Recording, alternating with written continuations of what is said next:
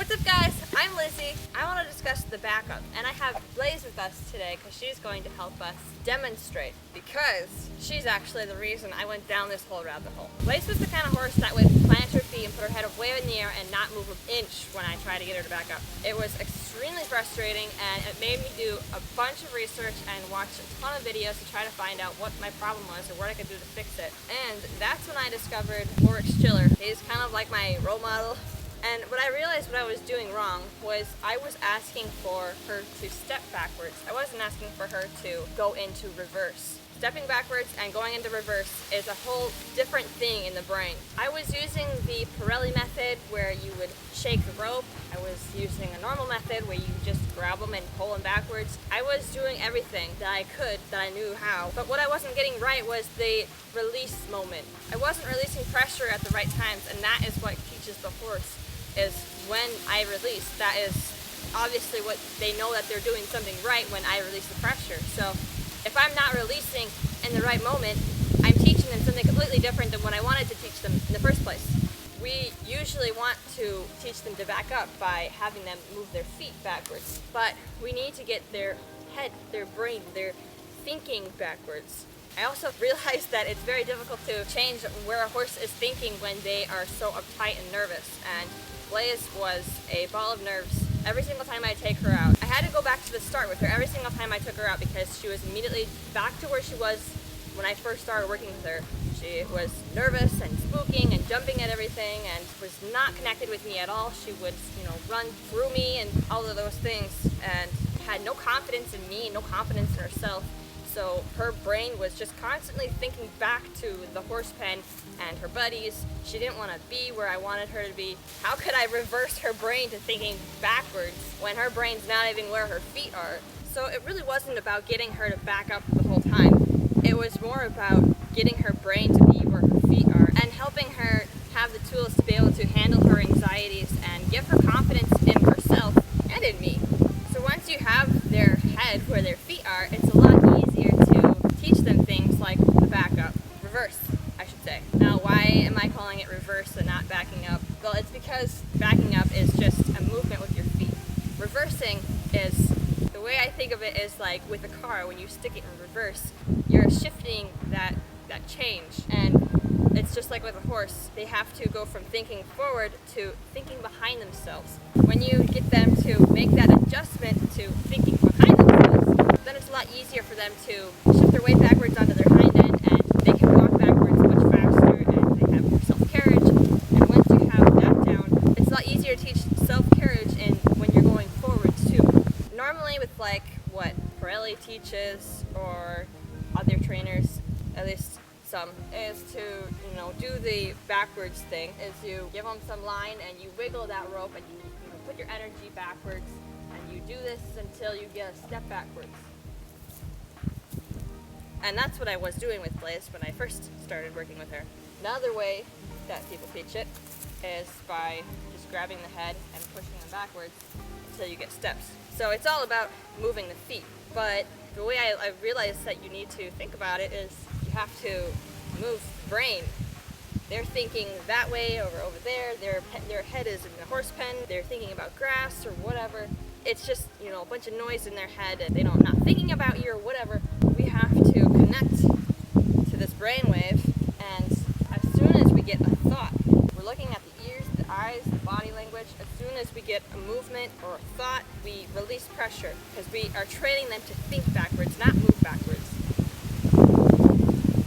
Smallest amount of pressure, you might not get the most amazing result right away, but the thing about horse training is the more time you put in the first place, the less time it takes later on. So like I said, Blaze was an impossible horse to teach to back up. She would lock her front feet, her head would go up in the air, I would fight with her, I would shake the rope, I would have a whip, I would be swinging it in her face, I would be doing everything, and she would just be locked. And it was the most frustrating thing I've ever dealt with. I would get in such a bad mood after working with her because I was so frustrated. I was putting my own emotions on her and just assuming to know what she was thinking. I was assuming that she was trying to out-stubborn me, or refused what I wanted her to do because she was being lazy. All those things, those were just my interpretation of what I thought she was thinking, and I was putting my own emotions on her. I needed to step back and change the way I was thinking about it, which is what Warwick Stiller helped me do. He was a whole other rabbit hole I went down, and I'm so glad I did because it's completely changed the way I think of things. I may not be the best horse trainer yet, but I strive to be, and I talk about these things and I try to help other people think about them and stuff because it helps me organize my thoughts and makes me think more about the way I'm training and stuff, because I want to be as best as I can, and sometimes I'm not the trainer I wish I was. It's easy to talk like you have perfect results and perfect horses and stuff, but that's never the case. But that's where I want to go, and I'm on this journey, and so I want to spark other people's interest too in this journey and maybe help somebody if they're stuck the same way I was. Blaze had a lot of anxiety and a lot of emotion, and every single time I took her out, she was extremely buddy sour and just uncomfortable in her own skin, didn't trust me at all. It was a whole learning curve because I was really just used to Stella, who was confident in her own skin and curious, already had a relationship with me because she was born on our property and she grew up with me handling her and stuff. So Blaze was really the curveball in my confidence and made me go crazy down a rabbit hole looking for help, answers, whatever. And I'm really happy with our results. Just like with on the ground, when I got on her back, she was the same way, where she would lock up and it was impossible to back her up.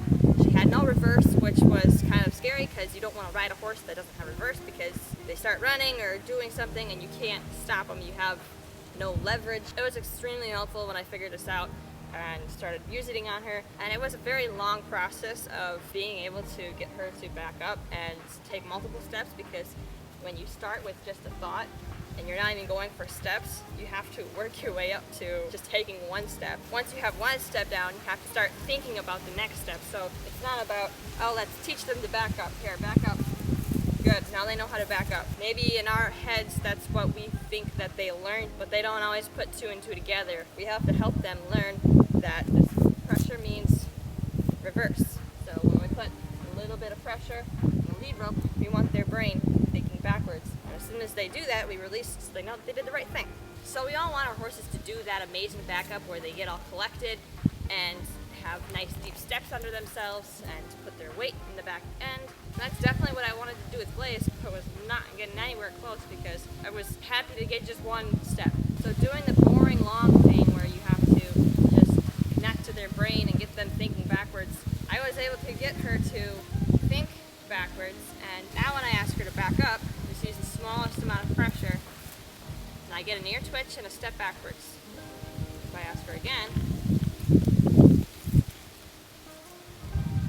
I can use the smallest amount of movement and I get what I'm looking for, as long as I release in the right time. The release of pressure is the most important thing. If you're not getting that right, then you're going to be confusing your horse and you're not going to be getting the results that you want. So make sure that when you're training, you're releasing at the very right moment. And if you're ever unsure what the right moment is, probably just do it a little sooner than you were thinking. I think a lot of times we get greedy and we want more steps backwards, we want more side steps, we want more head to our knee. We don't release in the right time, and then they aren't associating doing the right thing with the release.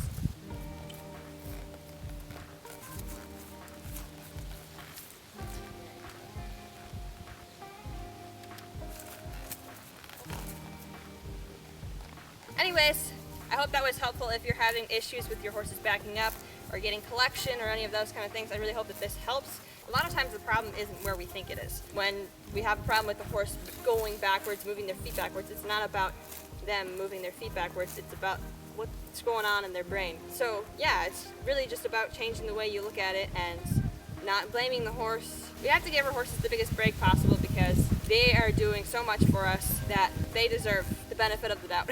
That's it for this video, guys. Go ahead and like this video for Blaze because she did such a good job today. And I post new videos every single Sunday, so go ahead and subscribe. You can go follow me on Instagram and TikTok too. Also, if you did not know, I've been working on putting together a shirt shop called Common Tees Designs. I'm super excited about it. I've got some cool designs on there already, so if you want to go check that out, it's Common Tees Designs on Etsy. I'll link my socials for that down below so you can go check it out. I'll see you guys next week. Bye!